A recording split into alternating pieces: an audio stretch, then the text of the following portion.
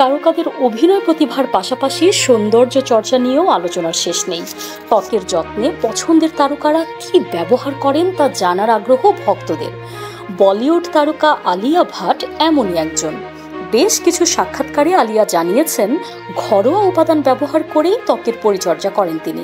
তবে শীতকালে মধু ছাড়া তিনি আর কিছুই ব্যবহার করেন না ত্বকে। আলিয়ার মতো ত্বকে মধু ব্যবহার করেন অনেকেই, তবে আলিয়ার মধু ব্যবহারের পদ্ধতি একেবারেই আলাদা।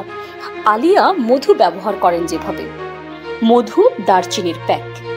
দুটো উপাদানই ত্বকের জন্য অত্যন্ত উপকারী। 1 চামচ মধুর সঙ্গে খানিকটা দারচিনি গুঁড়ো মিশিয়ে মিশ্রণ তৈরি করে নিন। এই মিশ্রণটি সারা মুখে লাগিয়ে কিছুক্ষণ অপেক্ষা করে ধুয়ে ফেলুন। ত্বকের খসখসে ভাব একেবারে কমে যাবে। মধু, ওটমিল। ত্বকে মাঝে মাঝে স্ক্রাবিং এর প্রয়োজন হয়। মধু, ওটমিল এবং চিনি গুঁড়ো মিশিয়ে মিশ্রণ তৈরি করে নিন। ত্বকে জমে থাকা মরা কোষ এতে মরে যাবে।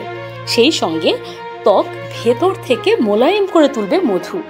ত্বকে আসবে আলাদা উজ্জ্বলতা। মধু, লেবুর রস, এই দুই উপাদান ত্বকের জন্য অত্যন্ত ভালো একটি প্যাক। লেবুর রসে রয়েছে ভিটামিন সি এবং সাইট্রিক অ্যাসিড, যা ত্বকের উজ্জ্বলতা বাড়ায়। সেই সঙ্গে মধু ত্বকে যোগায় আর্দ্রতা।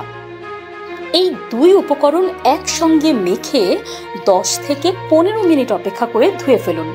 ত্বক ঝকঝকে হয়ে উঠবে। নিউজ ডেস্ক, সংযুক্ত।